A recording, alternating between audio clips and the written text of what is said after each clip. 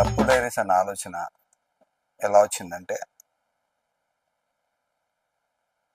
Corona తర్వాత మామూలుగా small scale industries కానీ, లేకపోతే అంతగా ప్రచారం లేని కంపెనీల నుండి కూడా సేల్ చాలా విపరీతంగా తగ్గిపోయింది.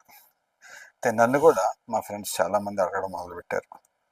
రే, నువ్వు ఇంత వర్క్ చేస్తున్నావు, నీ పేరు కానీ, కంపెనీ పేరు కానీ, కంపెనీ ప్రొడక్ట్స్ కానీ ఎక్కడ ఏ వెబ్సైట్ కానీ లేకపోతే ఏ మీడియాలో కానీ లేవు. అలాంటప్పుడు ఇంకా నువ్వు సేల్ ఎలా పెరుగుతుంది అనుకుంటున్నావు? ఉన్న సేల్ తగ్గిందన్న విషయం నీకు తెలుసు, ఎందుకంటే కరోనా ముందు నీ దగ్గరికి వచ్చి కొనుక్కునే వాళ్ళు ఇప్పుడు లేరు. అలా చాలామంది చెప్పిన తర్వాత ఆలోచన వచ్చింది, ఓకే మనం కూడా మన డప్పు మనం కొట్టుకోవడం మొదలు పెట్టాలి అన్న ఆలోచన. అలా ఆలోచన విధానంలో పాత పద్ధతి అయిన డప్పు కొట్టి అందరికీ ఇన్ఫర్మేషన్ చెప్పడం అనేది వచ్చింది. సో అందుకని డప్పు డైరీస్ అని పెట్టాం.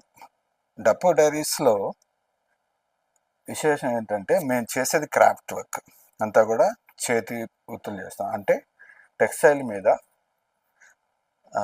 దాని అలంకరణ కోసం చేసే ప్రతి పని చేతితో చేస్తాం మేము. దాన్ని క్రాఫ్ట్స్ అంటాం మేము. ఈ క్రాఫ్ట్స్ అందుకే వచ్చింది. అయితే ఈ పని just it is not a casual work for the money sake. ఇది చేతితో చేసిన ఏ పని అయినా కూడా దాంట్లో ఒక జీవితం, ఒక ఆత్మ, దానికి ఒక కథ ఉంటుంది. సో మేము అనుకున్నది ఏంటంటే, మనం చేసే కళలతో పాటు వాటి వెనకాలన్న కథలు కూడా చెప్దాం.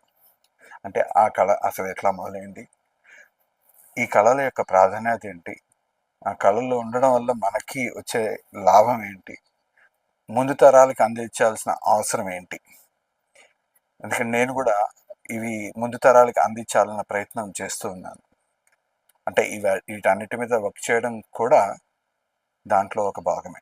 మనం పనిచేస్తుంటేనే 10 మందికి చెప్పడానికి అవకాశం ఉంటుంది, వాళ్ళు చూడడానికి అవకాశం ఉంటుంది, నేర్చుకోవడానికి అవకాశం ఉంటుంది అని. సో అలా మొదలైంది మన డప్పు డైరీస్ అనే కాన్సెప్ట్. ఇక నుంచి మన డప్పు మనమే కొట్టుకోవాలి, డప్పుతో పాటు అందరికీ కొంచెం ఇన్ఫర్మేషన్ కూడా ఇవ్వాలి అనేది ఆలోచన.